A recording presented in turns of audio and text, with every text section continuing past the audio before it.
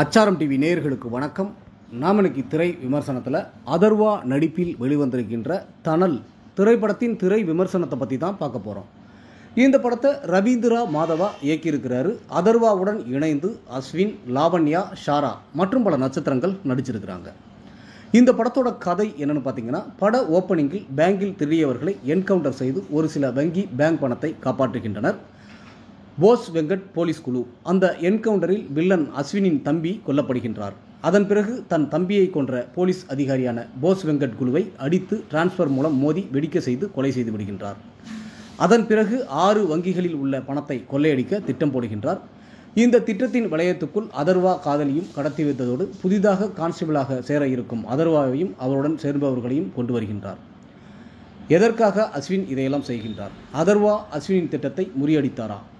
அஸ்வினிடமிருந்து அவரது காதலியையும் அவருடன் சென்ற கான்ஸ்டபிள்களையும் காப்பாற்றினாரா இல்லையா என்பதே இந்த படத்தின் மீத கதை. கான்ஸ்டபிளாக அதர்வா சண்டை காட்சிகளிலும் நடிப்பிலும் நன்றாக ஸ்கோர் செய்துள்ளார்.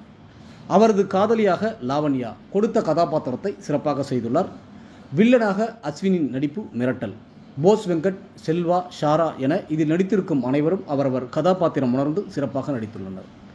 ஜஸ்டின் பிரபாகரன் இசை ரசிக்க வைக்கின்றது. ஒளிப்பதிவு படத்திற்கு பெரிய பலம். எடுத்துக்கொண்ட ஆக்ஷன் கதையை சுவாரஸ்யமாக சொல்லி ரசிக்க வைத்துள்ள இயக்குனர் ரவீந்திரா மாதவனுக்கு பாராட்டுக்கள். ஒட்டுமொத்த படக்குழுவினருக்கும் அச்சாரம் டிவி சார்பாக வாழ்த்துக்கள்.